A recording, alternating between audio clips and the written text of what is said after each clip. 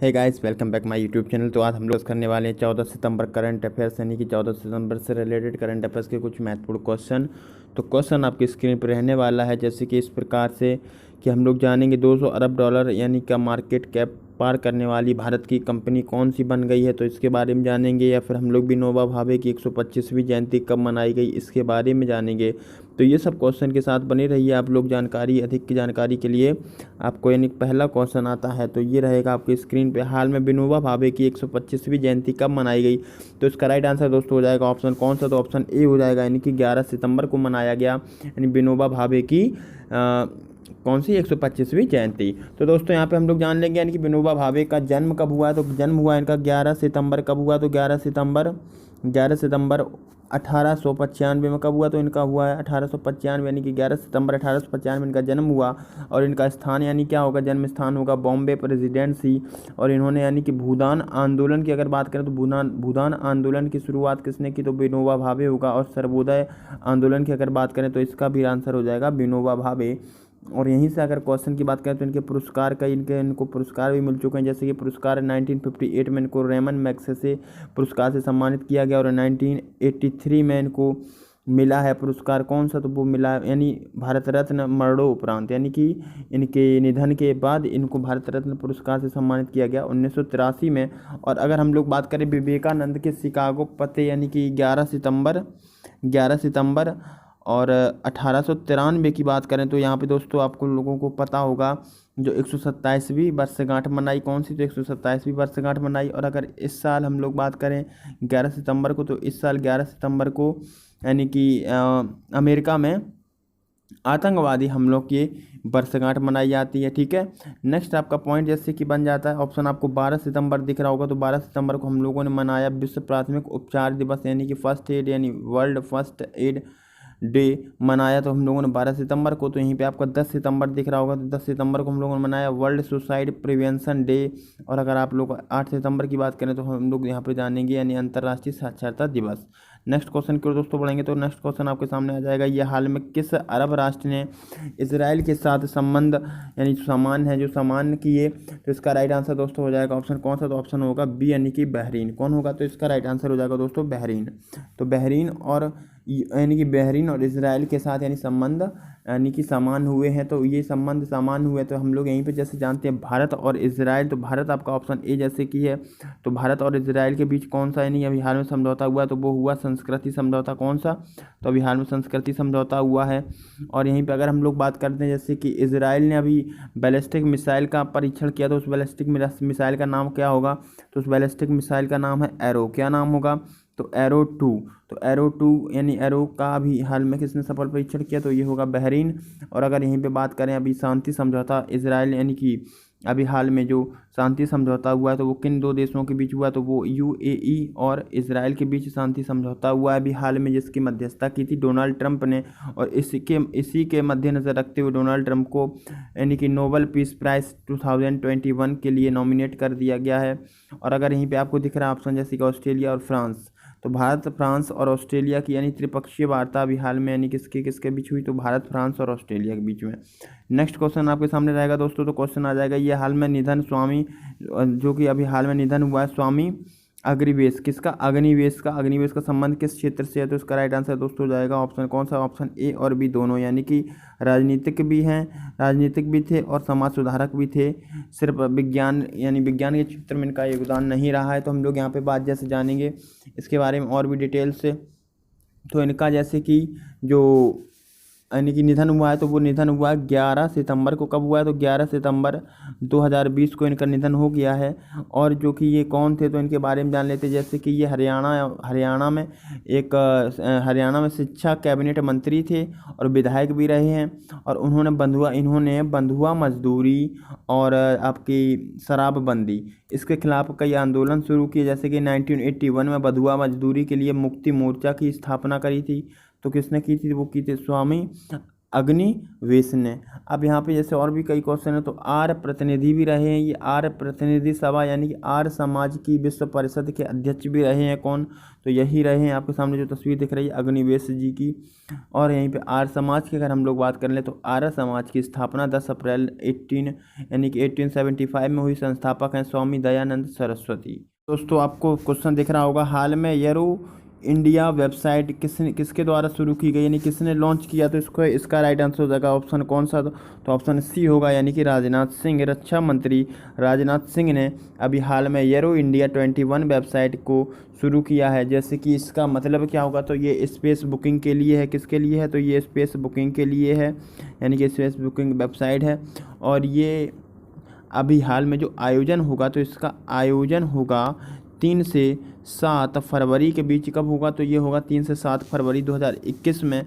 और first time इसका आयोजन कब हुआ था, तो फर्स्ट टाइम हुआ था 1996 में। और इसका जो संस्करण अब जो होगा वो कौन सा संस्करण होगा, तो ये भी आप लोग जान लीजिएगा। इसका संस्करण है 13वां। कौन सा संस्करण है ये, तो संस्करण हो जाएगा 13वां। और ये एशिया का सबसे बड़ा येरो शो है। कौन सा, तो येरो शो सबसे बड़ा होगा एशिया का। कौन सा, तो येरो इंडिया 21। अगर हम लोग बात करें यहाँ पे, यानी कि रक्षा मंत्रालय ने अभी हाल में VEML यानी कि भारत अर्थ मूवर्स लिमिटेड और INO आपका यानी कि TPCL यानी टाटा पावर जो कंपनी लिमिटेड है, और बात करें L&T यानी कि लार्सन एंड टुब्रो के साथ अभी हाल में 2580 करोड़ के अनुबंध पर हस्ताक्षर किए हैं। किसने, तो रक्षा मंत्रालय ने। नेक्स्ट क्वेश्चन दोस्तों हम बढ़ते हैं, तो आपका रहेगा ये वाला, हाल में यूनिसेफ ने अभियान फॉर एवरी चाइल्ड के लिए सेलिब्रिटी एडवोकेट किसे बनाया, तो इसका राइट आंसर दोस्तों हो जाएगा ऑप्शन बी, यानी कि आयुष्मान खुराना। तो अभी हाल में आयुष्मान खुराना को यूनिसेफ का यानी फॉर एवरी चाइल्ड, इसका इनको क्या बना दिया गया है, तो यहाँ पे बना दिया गया इनको सेलिब्रिटी एडवोकेट बना दिया गया है। तो अभी हाल में हम लोगों ने क्वेश्चन पढ़ा था इनसे रिलेट करके, जैसे कि बजाज आलियांस क्या होगा, तो बजाज आलियांस का ब्रांड एम्बेसडर किसको बनाया गया था, तो अभी हाल में बजाज आलियांस का ब्रांड एम्बेसडर आयुष्मान खुराना को ही बनाया गया था। अगर हम लोग यहाँ पे यूनिसेफ की बात कर लेते तो यूनाइटेड नेशन चिल्ड्रन फंड यानी कि इसका फुल फॉर्म होगा, और हेडक्वार्टर होगा इसका न्यूयॉर्क। और अगर बात करेंगे यहाँ पे और भी इम्पोर्टेंट, जैसे कि कार्यकारी निदेशक कौन है, तो कार्यकारी निदेशक है हेनरीटा H. फोर।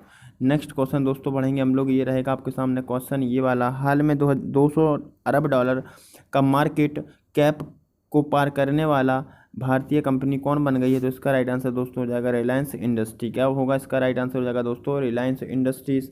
एंड यहीं पे हम लोग जैसे और भी बात कर लेते हैं इससे रिलेट करके क्वेश्चन के यानी मैच करके, जैसे कि आपको दिख रहा होगा ऑप्शन ए वोडाफोन आइडिया। तो वोडाफोन आइडिया ने अभी हाल में अपना नाम बदल के कर लिया है, क्या नाम कर लिया है, तो वो कर लिया VI। क्या नाम कर लिया, तो इसका अपना नाम बदल के कर लिया है इसने, VI नाम कर लिया है।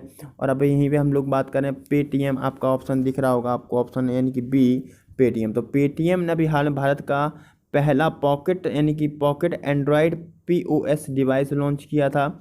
और यहीं पे बात करें ओला, तो ओला कॉरपोरेशन यानी जो अभी हाल में ओला कॉरपोरेट यानी कि शुरुआत की है किसने, तो ये ओला ने की है। अगर नेक्स्ट क्वेश्चन को बढ़ते हैं दोस्तों, तो क्वेश्चन आपके सामने रहेगा ये वाला। तो क्वेश्चन हम लोग देखेंगे, हाल में दुनिया का सबसे बड़ा अंडरपास कहाँ बनाया गया, तो इसका राइट आंसर दोस्तों हो जाएगा मध्य प्रदेश यानी कि MP।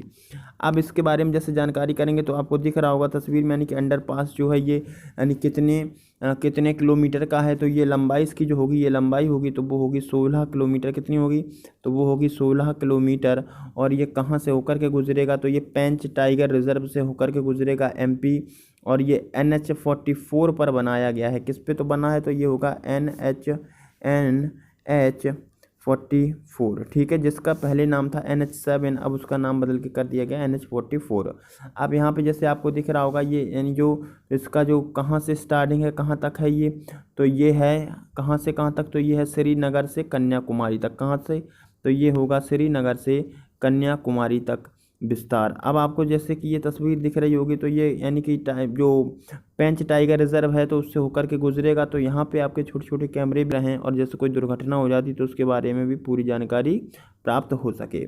अब नेक्स्ट यहाँ पे जैसे हम लोग जान लेंगे, यहाँ पे अभी ऑप्शन आपका जैसे दिख रहा होगा आपको ऑप्शन मध्य प्रदेश या मेघालय, तो मेघालय से रिलेट करके हम लोग क्वेश्चन पढ़ेंगे। तो अभी हाल में मेघालय में पिगरी मिशन लॉन्च किया है, जो कि एक यानी कि पशुधन योजना संबंधित है, जिसमें सुअरों के यानी सुअरों से संबंधित होगी।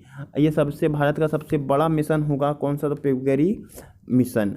अगला जैसे बात यहाँ पे हो जाए, जैसे ऑप्शन दिख रहा होगा आप लोगों को कौन सा? तो यहाँ पे ऑप्शन आपको जैसे कर्नाटक दिख रहा है आपको, कर्नाटक। तो कर्नाटक में भी हाल में जो वीर सावरकर के नाम पे फ्लाईओवर का उद्घाटन किया, तो वो होगा कर्नाटक। एमपी की बात कर लेते दोस्तों, तो एमपी यानी कि एमपी की हम लोग बात करेंगे तो एमपी का कैपिटल एमपी की हो जाएगी, क्या होगी? तो कैपिटल हो जाएगी भोपाल। और इसके सीएम हैं वो हैं शिवराज सिंह चौहान, और इसके राज्यपाल हैं वो है आनंदीबेन पटेल। और इसके जो सीजे हैं यानी कि हाईकोर्ट सीजे, तो वो होंगे AK मित्तल। और लोकसभा सीटों की संख्या की बात करें तो 29 होगी, राज्यसभा सीटों की बात करें तो वो होगी 11। नेक्स्ट क्वेश्चन के दोस्तों बढ़ते हैं, तो क्वेश्चन आपके सामने ये रहेगा, हाल में गृह मंत्रालय ने किस मंदिर को FCRA रजिस्ट्रेशन की मंजूरी दी है? तो इसका राइट आंसर दोस्तों हो जाएगा ऑप्शन कौन सा? तो ऑप्शन होगा इसका गोल्ड मंदिर।